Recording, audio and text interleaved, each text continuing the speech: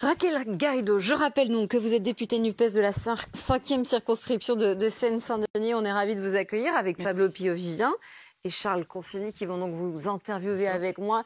Ils resteront ensuite pour le match du dimanche soir qui ne disparaît pas. Ce sera à 23h35. Raquel Garrido, vous serez dans la rue jeudi ? Oui, absolument. Je crois que c'est un moment intense d'unité du pays qui se joue. Je me réfère aux vœux du président Macron qui avait appelé à une nation unie. Et clairement, il a fait l'unité, mais l'unité contre lui.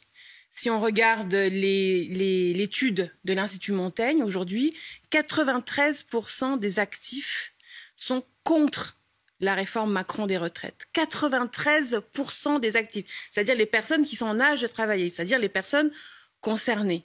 93%, je crois que de mémoire de femmes engagées, je n'ai jamais vu une telle unanimité. On peut vraiment dire que le peuple français est contre cette réforme Macron. Donc, je dis, il est l'heure encore de la retirer. Donc, vous y serez jeudi, mais alors vous serez au 20e rang, bien derrière les syndicats, parce que les syndicats, vous l'avez entendu, ils veulent jouer le rôle de premier plan. Et ils ont dit qu'il faut que les partis politiques s'attendent à être au second plan. C'est notre moment à nous. À ma connaissance, il n'y a pas de cortège de partis politiques. En tout cas, je n'ai pas connaissance qu'il y ait un cortège de la France insoumise. Pour ce qui est de la NUPES, nous appelons les électeurs, les Français qui nous écoutent, les Français qui ont confiance aussi dans notre parole, qui ont voté pour nous, pour le programme, ce programme de la retraite à 60 ans, avec 40 annuités pour obtenir une pension complète en ce qui concerne la proposition de la France insoumise. Toutes ces personnes, on leur dit, voilà, c'est pas le lendemain du mouvement qu'il faudra se réveiller. Sauf que vous organisez aussi une manifestation samedi contre cette réforme des retraites, c'est ça ? Ça, c'est la France insoumise. Alors, il y avait un groupe d'organisations de jeunesse qui, dès avant Noël, avait pris date le 21 janvier pour mobiliser dans la jeunesse, parce que c'est quand même un sujet qui concerne la jeunesse. Vous savez que quand vous maintenez dans l'emploi plusieurs générations d'actifs qui, au lieu de partir à la retraite, restent soit sur le marché du travail activement, soit en tant que chômeurs, et bien évidemment, c'est quelque chose qui est difficile à intégrer sur le marché du travail. Et d'ailleurs, la réforme en cours, elle n'est toujours pas tout à fait aboutie de ce côté-là. Mais sur la journée de samedi. Les jeunes sont donc concernés et c'est pour ça qu'il y avait cette journée du 21, qui est une date à laquelle, bien sûr, la France insoumise a souhaité participer et même soutenir, et ça n'est pas du tout incompatible. Vous savez, moi, je croise les gens là depuis plusieurs jours sur les marchés, les gens disent qu'ils seront là le 19. Les professeurs, par exemple, qui avaient déposé une journée de grève le 17. Moi, j'avais reçu une information dans l'école de ma fille, l'école fermée le 17 janvier. Finalement, les profs reportent et vont le 19. Toutes les énergies sont concentrées sur le 19.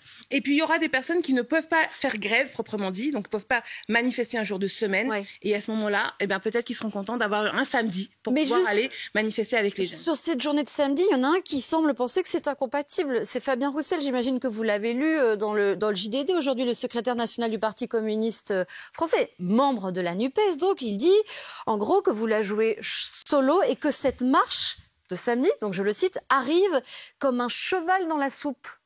Oui, c'est une expression marrante, mais vous lui répondez quoi ? Je pense que l'heure est à l'unité de tous les Français. Et que pour que l'unité de tous les Français se fasse, il faut bien entendu l'unité de la NUPES. Voilà, c'est ce que je dis. Et pour l'instant, c'est compliqué. Pas tellement, vu que j'étais moi-même avec Fabien Roussel le 10 janvier à un meeting que nous avons fait à Paris, où il y avait plus de 1000 personnes à l'invitation de Fakir et de reporters. Nous sommes ensemble aussi à l'Assemblée nationale, puisqu'il y a un travail interparlementaire qui est fait entre le Sénat et le Parlement sur la question des modalités en fait d'imposition de cette loi. Parce que vous savez que ce n'est pas une loi ordinaire qui est présentée, puisque le gouvernement n'a pas osé venir à l'Assemblée avec une procédure normale. En fait, ils utilisent un instrument législatif qui est d'ordre budgétaire, qui leur permet d'utiliser un article de la Constitution, qui est l'article 47.1, qui permet en fait de bâillonner le Parlement. Qu'ils n'auront probablement pas à utiliser en raison d'un accord avec les Républicains. On va parler de ce qui va se jouer au Parlement. Je voudrais qu'on reste sur la journée de jeudi et de cette mobilisation et la journée de samedi aussi. Charles. Oui, Raquel Garrido, est-ce que la NUP n'a pas quand même un peu loupé le coche de ce qu'elle aurait pu incarner, puisque on voit qu'il y a un reproche lourd dans le pays contre Emmanuel Macron, qui est suspecté de conduire une politique qui va à l'encontre des intérêts des Français les plus modestes et qui va toujours dans le sens de ceux qui ont déjà tout. On sent bien ce procès assez général qui lui est fait, notamment par tous ceux qui ont déclaré qu'ils se mettraient en grève ce jeudi contre cette réforme qui est en quelque sorte assez emblématique de cette critique. Et on se dit que la NUP et la France Insoumise en particulier auraient pu être l'incarnation de cette contestation. Finalement, on a le sentiment que c'est peut-être plutôt Marine Le Pen que Jean-Luc Mélenchon. Jean-Luc Mélenchon ne fait pas d'audience quand il s'exprime à la télévision. Et votre groupe parlementaire, il se fait parler de lui, mais un peu pour des mauvaises raisons. Comment est-ce que vous expliquez le fait que finalement la gauche radicale, qui pourrait porter une critique radicale contre ce président qui assume de gouverner pour ceux qui savent traverser la rue, en gros, comment vous expliquez que finalement ça marche pas et qu'on a l'impression maintenant que vous courez derrière les mouvements, y compris derrière les syndicats qui se refont une santé inattendue à cette occasion. Et qui comptent bien en profiter. Alors, premièrement, je ne suis pas du tout de la gauche radicale. Moi, je ne suis pas de la gauche radicale, je n'ai jamais été. Je n'accepte pas ce type de label, de qualificatif qui tendent à nous mettre aux marges. Nous sommes le premier parti de gauche et la NUPES aujourd'hui est la seule alternative émancipatrice, progressiste à ce gouvernement Macron. Donc, il faut arrêter de nous considérer comme un extrême, parce qu'à ce moment-là, un jour, quand on gouvernera, vous direz quoi? Qu'on est gouverné par des extrémistes? Mais je pense justement... Je suis désolée, mais ça fait penser au Rassemblement national qui déteste qu'on dise qu'il est d'extrême droite.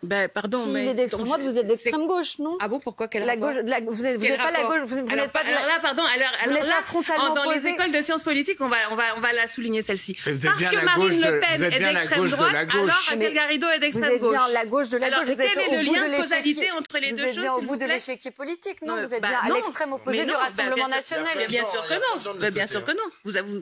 Alice, vous savez très bien, Alice Arfay, vous savez très bien qu'il y a des organisations beaucoup bien plus radicales que la NUPES. Mais attendez. Attendez. Ce que je veux quand même. À l'Assemblée nationale. Eh ben. À l'Assemblée nationale. Et alors, justement, c'est extra-parlementaire. D'accord. C'est ça la définition même de l'extrême gauche. Vous êtes la gauche de la gauche au Parlement, si vous voulez. Donc, on n'est pas une gauche extra-parlementaire. Vous n'êtes pas encore les Black Blocs, encore heureux. Et on n'est pas la gauche extra-parlementaire. Merci de le reconnaître. Mais sinon, moi, je trouve quand même qu'il y a une astuce. Moi, je pense que vous l'êtes. Pardonnez-moi. On est le premier groupe. Restons sur notre sujet.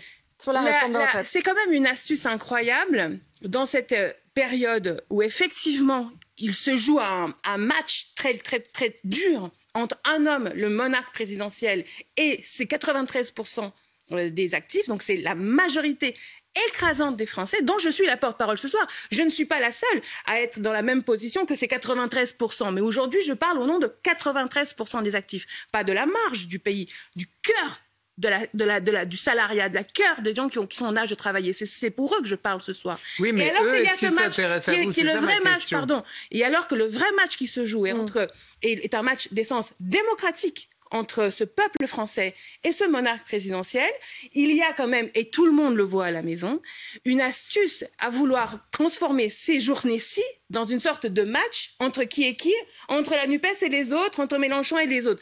Franchement, la une du JDD sur Mélenchon, la une du Parisien sur Mélenchon, sur la LFI, c'est quand même, c'est drôle quand même dans cette semaine-ci, alors que se joue cet énorme moment historique du pays. On va la commenter cette une tout à l'heure. Attendez, la voici la une du journal du dimanche. Mélenchon bientôt à la retraite. C'est la question qui est posée. Mais pardon, mais il n'y a pas que la presse qui le fait. Lorsque Fabien Roussel critique la journée qui est organisée samedi, Fabien Roussel qui est quand même censé faire partie de votre camp politique. D'abord, Fabien Roussel, d'abord, on lui pose des questions. Et je le vois de temps en temps répondre aussi dans les médias. Je l'ai vu cette semaine, par exemple, à Quotidien, répondre que ces questions-là, elles étaient accessoires, que quand nous travaillions ensemble à l'Assemblée, nous étions bien ensemble. Ne vous inquiétez pas trop pour la santé de la NUPES. Inquiétez-vous davantage pour la santé des Français, pour leur avenir, pour leur retraite, pour leur capacité de pouvoir vivre quelques journées à la fin de leur travail, de leur labeur, avec dignité. Alors précisément, la grande inconnue de cette journée de jeudi, au-delà de la mobilisation dans la fonction publique, c'est la mobilisation de la jeunesse. Est-ce que vous pensez que c'est vraiment la priorité des jeunes aujourd'hui de descendre dans la rue jeudi, pour se battre pour leur système des retraites? Est-ce qu'il y a beaucoup de problèmes en ce moment? Les temps sont durs, l'inflation s'est élargie à différents pans de notre société. Est-ce que vous pensez qu'aujourd'hui, c'est la priorité des jeunes d'aller se mobiliser jeudi dans la rue sur ce sujet-là? Mais c'est la faute à Macron. C'est quand même pas les Français qui sont responsables du timing. Le gouvernement a décidé de passer en force sur cette réforme, sur cette agression des Français maintenant. Donc le moment de se défendre, c'est maintenant. Mais c'est pas la faute aux Français, ça. Les Français, ils préféreraient justement pouvoir s'occuper d'autre chose, obtenir de nouveaux droits, avoir des avancées sociales. Par exemple, en matière de retraite, le problème en matière de retraite, c'est qu'elles sont trop basses et qu'elles arrivent trop tard. Souvent. Donc, si on devait parler en réalité un jour de tout ça, ce serait pour comment on augmente les retraites, comment on fait baisser l'âge de départ à la retraite. On peut même pas commencer cette discussion maintenant parce qu'on en est à résister à une infamie qui est de faire en sorte que tous les Français vont perdre en pouvoir d'achat. Tous les Français vont perdre en dignité, vont perdre en santé, vont perdre en heures et minutes et journées et semaines de qualité à la fin de leur vie. Donc il faut bien se défendre. Hein. On est quand même 93% des actifs d'accord entre nous et un type en face, Emmanuel Macron, qui n'est pas d'accord. Dans quel système démocratique ça marche? Il n'y en a pas qu'un, Raquel mais Garrido. C'est lui qui a le pouvoir. Pablo posera la première question sur le fond de la réforme. Mais un dernier mot sur la mobilisation de jeudi.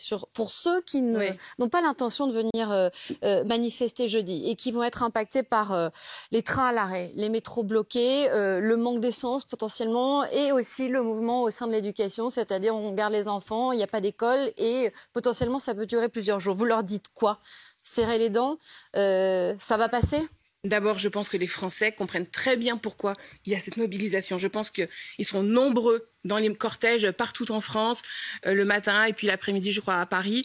Je crois que par extraordinaire, ceux qui vraiment ne peuvent pas venir seront en solidarité. Le maître mot, c'est la solidarité. Et bien sûr, moi je le vois par exemple dans l'école de ma fille, on a déjà commencé à prendre nos dispositions de qui va s'occuper des enfants, des autres, etc. On le fait parce que soit ils nous découpent en petits morceaux et ils vont nous manger tout cru les uns après les autres, soit à un moment donné, on fait œuvre de masse, d'unité. Vous dites au fond, c'est inévitable, on doit passer par là. On n'a pas le choix, c'est Emmanuel Macron qui nous agresse du haut de son abus de pouvoir et puis il faut se défendre de façon rassemblée. Voilà, c'est ça. C'est l'unité du pays. Je peux pas dire mieux. C'est maintenant que ça se joue. Ouais, juste avant de poser une question sur le fond, d'abord reprendre la question de Charles, auquel vous n'avez pas répondu exactement, sur l'extrême droite, en fait. Comment est-ce qu'on fait pour que toute cette mobilisation que vous portez à la NUPES et que les syndicats portent, que à la fin, ça soit l'extrême droite, en gros, qui rafle la mise parce que finalement, elle aussi, elle est opposée à cette réforme. Ça, c'était la première question. Et la deuxième, c'est par rapport à ce qu'a dit justement Fabien Roussel. Fabien Roussel, il a dit, moi, j'espère qu'il va y avoir 1 million de gens dans la rue. Est-ce que c'est quelque chose que vous partagez? Est-ce que c'est quelque chose que vous attendez? S'il y a 1 million de gens dans la rue, vous considérez que c'est bon, le contrat est rempli. C'est le chiffre qui est fixé. Voilà, parce qu'en 95, avant la grève de 95, les gens disaient qu'il faudrait qu'il y ait 1 million de gens dans la rue. Ça, c'était dans les premiers jours. Et ils comptaient, je me souviens, il y avait un décomptage en fait qui avait été fait pour atteindre le million. On s'était dit, s'il y a 1 million de gens, alors Juppé reculera. Et Philippe Martinez utilise le même chiffre. C'est l'objectif qui circule? C'est ça l'idée? L'objectif, c'est qu'Emmanuel Macron retire cette réforme et à défaut, qu'il le présente en référendum. C'est-à-dire qu'au bout du compte, il faut que ce soit les Français qui décident. Même pas qu'1 million de Français. Tous les Français. Pas simplement les Français qui manifestent. Tous les Français. Il faudra faire attention quand même. Il faut faire attention à cette distorsion optique qui consiste à faire croire que seulement ceux qui sont dans la rue sont contre la réforme. Quand on est à 93%, je le répète pour la 5e fois, de Français, d'actifs qui sont contre ce projet de réforme, je pense qu'on peut quand même prendre la mesure de ce qu'on est en train de faire à ce pays. Voilà. Donc, évidemment, plus il y a de monde dans la rue, mieux c'est. Je suis absolument dans l'incapacité de donner un chiffre. Et sur l'extrême droite? Alors sur l'extrême droite, pour appuyer la question de Pablo, je voudrais qu'on écoute Marine Le Pen, qui était sur le terrain hier et qui s'exprime sur ce sujet. J'ai toujours dit depuis déjà des années, c'était vrai pour la Manif pour tous, ça a été vrai pour toute une série de mobilisations qui se sont déroulées depuis, y compris d'ailleurs les Gilets jaunes. y compris les Gilets jaunes, qu'il m'apparaissait que la place des dirigeants de mouvements politiques, ça n'était pas au sein des manifestations. Mais en revanche, que ce soit la place des électeurs, que ce soit la place du peuple français, d'user de cette liberté que leur donne la Constitution de manifester contre un projet de loi qui leur nuit au premier chef, oui, bien sûr. Ce serait un problème pour vous de défiler jeudi aux côtés de députés du Rassemblement national si c'est contre cette réforme des retraites, le jeu en vaut bien la chandelle? Attendez, d'abord, c'est quand même très évident que Marine Le Pen n'appelle pas à manifester. Marine Le Pen n'aime pas les syndicats, n'aime pas la CGT, les a toujours combattus. D'abord elle-même et même toute son histoire politique. L'extrême droite a toujours combattu le mouvement syndical, oui, le mouvement mais social. Elle dit aussi que ça ne la dérangerait pas que certains membres du RN y aillent. Et je peux vous dire que nos équipes étaient sur le terrain avec elle et certains militants du RN ont bien l'intention d'aller manifester jeudi. C'est elle qui est dans la difficulté parce que la question que vous m'avez posée en réalité, elle se pose à elle. Elle se pose à l'extrême droite parce que c'est dans ces moments-là, quand la classe, quand le peuple s'unit sur des revendications sociales qui ne sont plus des revendications ethniques, qui ne sont plus des revendications religieuses, qui ne sont plus des revendications identitaires, c'est précisément là que dans ces moments-là que l'extrême droite recule. C'est comme sur les ronds-points. Quand on parlait rétablissement de l'impôt sur la fortune ou quand on parlait référendum d'initiative citoyenne, eh bien, les gilets jaunes qui peut-être avaient des angoisses existentielles sur l'islam ou l'immigration se le mettaient dans la poche parce que c'était l'unité du mouvement. Ben là, c'est pareil. Là, ce qui est unifiant, c'est de combattre et de faire tomber cette réforme de la retraite à 64 ans. C'est se battre pour la retraite à 60 ans. C'est ça qu'on veut conquérir. Alors maintenant, l'extrême droite, moi, je peux vous dire un fait très, très tout simple. Ce matin, sur le marché de Drancy, donc dans ma circonscription, ce matin, les Insoumis et la NUPES, nous avions des tracts pour le 19 janvier, pour le 21 janvier, des argumentaires contre la réforme Macron. Et l'extrême droite, qui vient très rarement sur le marché, très très rarement, est venue avec un tract sur l'immigration. Donc en fait, ça y est, ils ont trouvé de l'énergie pour venir militer pendant le mouvement des retraites pour parler d'immigration. Donc on voit bien le rôle qu'ils ont joué, c'est toujours le même. C'est quand le peuple est uni, de venir trouver une raison de se désunir. Mais du coup, ce serait un problème pour vous ou pas? Vous n'avez pas répondu à ma question. De quoi? De vous retrouver aux côtés de députés du RN, même si vous dites que c'est peu probable. Ce serait un problème pour vous de défiler aux côtés des députés RN? Mais je vois bien le piège que vous allez me tendre. Non, je vous pose la question. Mais vous me posez la question comme s'ils étaient le centre du monde. L'extrême droite aujourd'hui n'est pas le centre du monde. Et on va parler de beaucoup d'autres choses, mais c'est aussi l'un des enjeux politiques de cette journée. Le centre du monde, c'est la classe ouvrière organisée de ce pays. Voilà, c'est elle le centre du monde. Donc, merci les partis. Voilà, de effectivement se mettre un peu à côté. Merci les autres bien que de ne pas troller tout ça avec des problématiques politiciennes. Quand Emmanuel Macron a été réélu en 2022, les Français savaient très bien qui il était. Ils savaient de quel monde il venait, ils savaient quelle politique il allait conduire. Cette réforme-là notamment, mais d'ailleurs moi je considère par exemple que cette réforme c'est rien, c'est zéro en termes de réforme de la part de quelqu'un qui a déposé sa première candidature avec un livre qui s'appelait Révolution. On attend elle commence à tarder cette révolution. Donc il fait cette réforme pour dire qu'il a fait une réforme. Il a envie de pouvoir dire qu'il a fait finalement une réforme des retraites. Or les Français, qu'est-ce qu'ils ont fait? Ils ont revoté pour Emmanuel Macron. Vous n'avez pas réussi à construire. Charles. Ma question, c'est pas une question, d'ailleurs, c'est plus une remarque. Ce que je remarque, c'est que les opposants à Emmanuel Macron, mais d'ailleurs ça vaut aussi pour la droite républicaine, ça vaut pour tout le monde, n'arrivent pas à convaincre les Français que leur projet alternatif à ce projet dont on nous explique qu'en fait c'est le seul possible, mais qui au fond est un projet écrit par les milliardaires, pour faire court, que leur projet alternatif est crédible. En fait, vous n'inspirez pas confiance. Les partis d'opposition, au pluriel, n'inspirent plus confiance. Ça, est-ce que c'est pas un truc sur lequel vous devriez travailler, notamment parce que vous êtes l'extrême gauche, moi je le pense, et que du coup vous tuez toute possibilité pour la gauche de gouvernement gagner les élections. Alors, je suis surtout démocrate et je suis très hostile d'ailleurs au système électoral français pour l'élection présidentielle. Je suis contre de toute façon le fait même qu'il y ait un président de la République. Je pense que ça pourrit la vie politique française et ça génère des abus de pouvoir. Mais quand même, notons que notre mode de scrutin uninominal à 2 tours prive les Français de la possibilité de s'exprimer sur un programme au second tour. Au premier tour, on est d'accord, il y a toute l'offre. Et d'ailleurs, ce que vous venez de dire à propos de la capacité de produire quelque chose d'alternatif à Emmanuel Macron est avérée arithmétiquement. 72% des Français n'ont pas voté pour le programme d'Emmanuel Macron au premier tour. Et ça s'est réparti sur d'autres candidatures, dont très peu ont passé les 5%, dont pas votre candidate, Valérie Pécresse, qui n'a pas passé les 5%. Mais pour le reste, on a quand même les preuves. Non, mais parce que non, mais franchement... je le dis parce que aussi pourquoi ? Parce que c'est 28% qu'a fait Emmanuel Macron que vous au premier n'arrivez tour. jamais au second tour.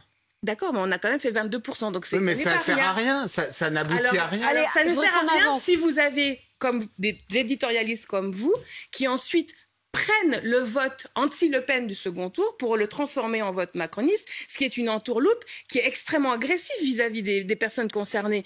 Vous le savez en plus que c'est faux. Donc si vous le dites, c'est pourquoi. Moi, je vous transforme le dites rien. au service, si vous transformez ça, vous transformez un vote anti-Le Pen en un vote Emmanuel Macron. Or, si on veut être rationnel, si on veut être loyal par rapport aux Français... C'est juste que c'est Marine Le Pen qui se retrouve au second tour. Oui, d'accord, mais voilà, au premier tour, les Français s'il vous plaît, on va pas il n'y avait que 3 candidats qui étaient pour la retraite. Garrido, on termine sur la retraite. Il n'y avait que 3 candidats qui étaient pour la retraite à 65 ans. D'accord, ça fait pas du tout la majorité. Et donc, on retombe sur les pas de ce que je disais aujourd'hui, tout à l'heure. La majorité des Français, la grande majorité des Français sont contre cette réforme. Et donc, il s'agirait, dans un pays démocratique ou qui prétend l'être, de respecter tout simplement la volonté générale. Donc, vous, ce que vous demandez, c'est le retrait du texte, d'abandon du texte, un référendum. Justement, le retrait ou, à défaut, le référendum. Sur ce qui va se passer au Parlement à partir du 6 février. Exactement, Fabien. parce que là, on a parlé de la stratégie donc dans la rue, il va y avoir des mobilisations, il va y avoir des grèves. Marine Tondelier, la patronne des Verts, a dit dans un meeting, justement le meeting du 10 janvier à Paris, elle a dit qu'elle voulait elle souhaitait que l'Assemblée se transforme en une ZAD, en une zone à défendre pour la réforme des retraites. Est-ce que c'est quelque chose que vous partagez en fait ? Il faut que l'Assemblée nationale soit une ZAD ? Non, pas du tout. Moi, j'ai tendance à être beaucoup plus institutionnaliste que ça. Je pense que précisément notre travail de parlementaire, c'est de faire notre travail de parlementaire. Voilà. Et c'est très différent. Voilà. Il faut quand même comprendre la mesure de ce que c'est d'être la première force à gauche dans cette Assemblée nationale. Moi, je suis nouvellement élue. Je suis élue que depuis le mois de juin, mais je suis quand même très très favorablement ébloui par la qualité du travail de mes collègues. On a fait depuis le premier jour des démonstrations très importantes, par exemple pendant l'été pour démontrer qu'il valait mieux des hausses de salaire ou l'indexation des salaires sur l'inflation plutôt que des primes ou des miettes. On a, pendant le débat budgétaire, à chaque étape fait avancer des amendements, par exemple sur la taxe sur les superprofits, 12 milliards sur la rénovation thermique des bâtiments, etc. Et on a mis le gouvernement en minorité, mettant en exergue la difficulté démocratique dans laquelle nous sommes. Et précisément là, qu'est-ce que vous allez essayer d'obtenir, puisque vous n'obtiendrez pas a priori le retrait et l'abandon de la réforme, qu'est-ce que vous allez essayer d'obtenir au Parlement ? C'est important de voir que le gouvernement, encore une fois, utilise un des traits autoritaires de la Ve République, de la Constitution de 58, pour essayer de corseter l'Assemblée nationale. Il a peur de nous.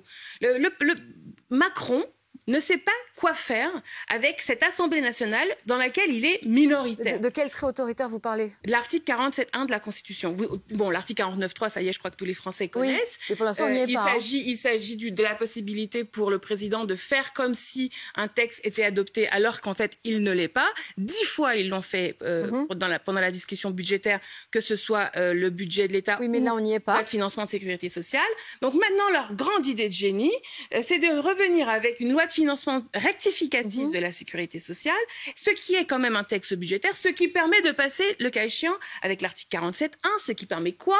Et là, pardonnez-moi la technicité, c'est de couper le son de l'Assemblée nationale au bout de 20 jours, couper le son du Sénat au bout de 50 jours, et si c'est pas fini... Donc ça veut dire que le calendrier est limité. Mais du coup, vous allez faire quoi ? Vous allez faire que de l'obstruction ou est-ce que vous allez essayer de proposer des amendements pour essayer d'améliorer un texte que de toute façon vous voulez pas ? Alors, dans nos amendements, il y a évidemment, par exemple, la retraite à 60 ans. Bien sûr, mais ça, ils vont refuser. Mais il y a des trucs qu'ils pourraient accepter. Ils vont refuser. Non, mais c'est quand même intéressant comme discussion, parce que le gouvernement prétend qu'il y aurait dans ce texte actuel des sortes d'améliorations. Il n'y a aucune amélioration du tout. Tout le monde va y perdre. Quelques mesures sur lesquelles ils communiquent ne sont que des mesures d'atténuation d'une agression. C'est-à-dire, je te mets une claque, c'est peut-être pas la bonne référence, voilà, je t'agresse et puis je te fais un petit câlin. Donc je te donne le sparadrap avec. Pour que ce soit clair pour les gens qui nous regardent, quelle est votre baguette magique? Parce que les retraites faibles, trop faibles pour certaines sont élevées aussi. Moi, j'ai des exemples en tête de gens qui sont partis très tôt à la retraite avec des très bonnes retraites. Je pense qu'il faut supprimer les régimes spéciaux. Quelle est votre baguette magique? On paye des cotisations retraite. Moi, comme avocat, comme toutes les professions libérales, je paye, et c'est un métier que vous avez exercé jusqu'il n'y a pas très longtemps, on paye des cotisations considérables pour la retraite. À tel point qu'on se demande parfois s'il n'y a pas une erreur dans ce qui nous est demandé. Et on pose la question et systématiquement on nous répond non, il n'y a pas d'erreur, c'est bien le montant que vous devez payer. Alors même d'ailleurs qu'on sait qu'on ne le retrouvera pas forcément quand on partira à la retraite, mais bon. Donc, si on part à la retraite plus tôt, à 60 ans par exemple, comment est-ce qu'on finance les retraites des gens alors que déjà ces retraites nous coûtent une fortune? Où est-ce qu'on va chercher l'argent? Comment fait-on? Mais pourquoi vous dites ça nous coûte une fortune? Parce que ça coûte à ceux qui cotisent. Mais donc vous, moi, Pablo, Alice, tout le monde, ça nous coûte une fortune. Et pourquoi c'est trop? Et en quoi est-ce que vous y gagneriez, vous, de laisser une personne au bout de sa carrière dans l'indigence, par exemple? En quoi ce serait mieux pour... alors en quoi on y gagnerait, nous? Qu'est-ce qu'on fait? Est-ce qu'on augmente les cotisations? Non, mais d'abord, comment on fait? Ce que je dis, c'est que les cotisations sont déjà très élevées et pourtant le système est déficitaire. La baguette magique, d'abord cette terminologie, et c'est toujours la même sur il y a pas l'argent magique, il y a pas, etc. Comme s'il n'y avait pas d'argent. Bon, mais il y a quelque chose qui est peut-être pas magique, mais très important, c'est effectivement la solidarité. C'est effectivement ce choix politique qu'ont fait les Français de la retraite par répartition. C'est un modèle auquel on est profondément attaché. Et à tel point que plusieurs présidents ont fait campagne en jurant qu'ils ne toucheraient pas à la retraite à 60 ans, et puis ils ont ensuite trahi. Donc en fait, si vous voulez, la grande force des Français, c'est de vouloir cette solidarité. Prendre plus aux revenus, par exemple? Moi, j'ai besoin de comprendre quelle est justement l'alternative que vous proposez aujourd'hui. Malheureusement, on n'a pas beaucoup de temps. Pour financer leur retraite. Alors, Charles Consigny, pardonnez-moi. Nous dépensons chaque année 346 milliards en paiement de retraite ou de pension de fonctionnaires. D'accord ? 346 milliards. C'est ça la somme totale.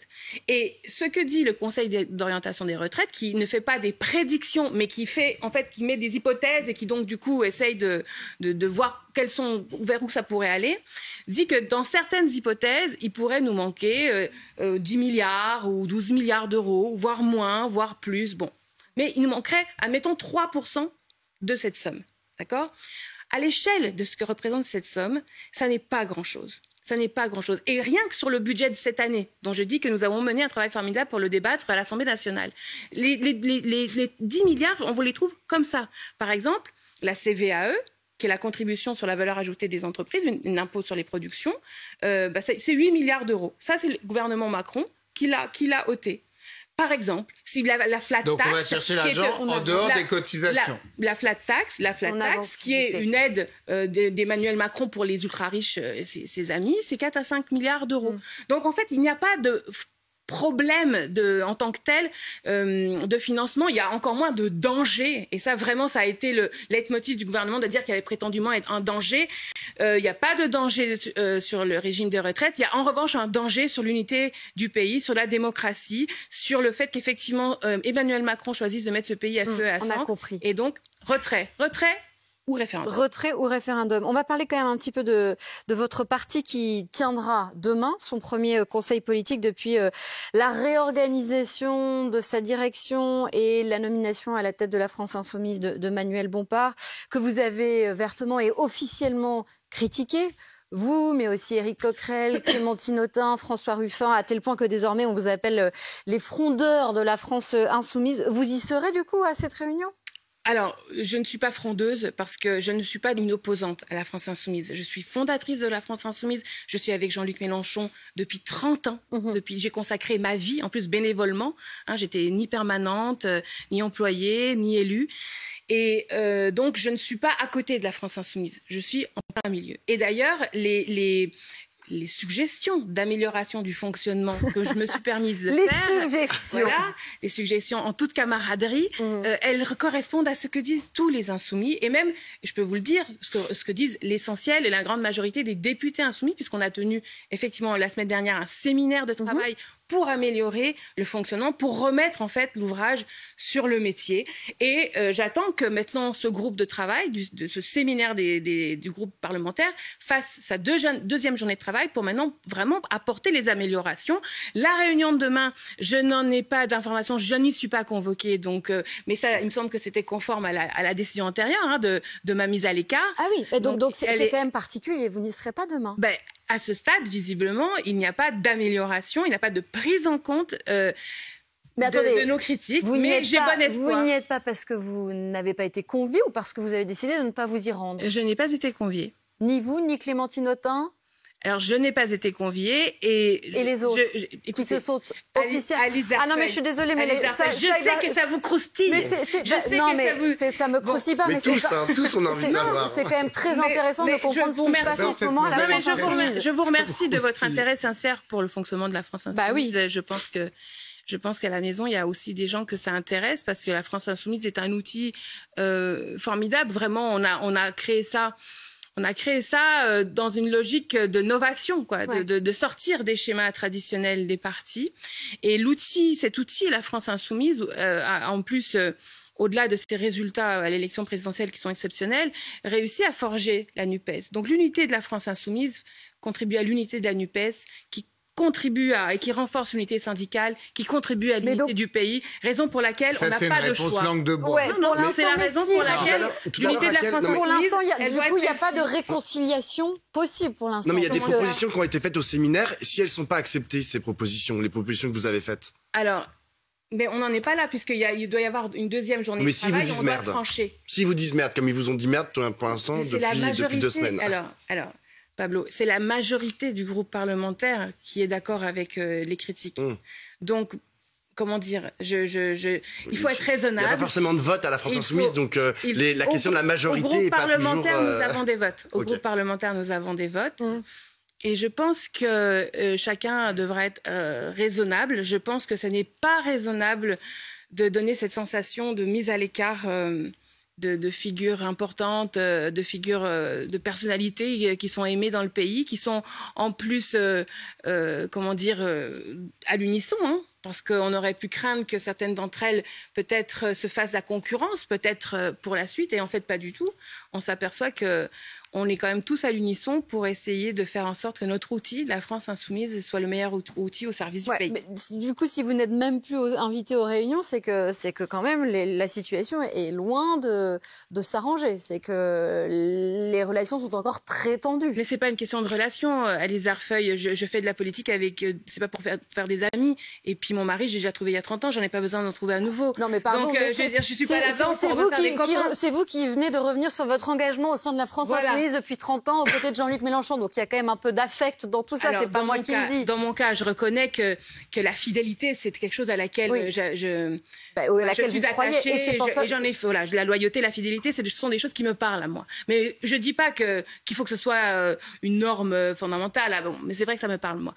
Mais la politique, c'est pas ça. La politique, c'est se mettre d'accord aussi avec des gens avec lesquels on n'est pas d'accord. On a fait la NUPES en 13 jours, 13 nuits. Pourquoi est-ce qu'au bout d'un mois, à la France Insoumise, il n'y a toujours pas de solution? Et ce sont les mêmes personnes qui étaient concernées de la négociation. Donc bon, je pense qu'il faut maintenant commencer à accélérer et puis qu'on puisse justement ne pas laisser cet aspect-là nuire à la grande bataille des retraites, parce que nous devons, et je le répète encore une fois, être un facteur de l'unité du pays tout entier.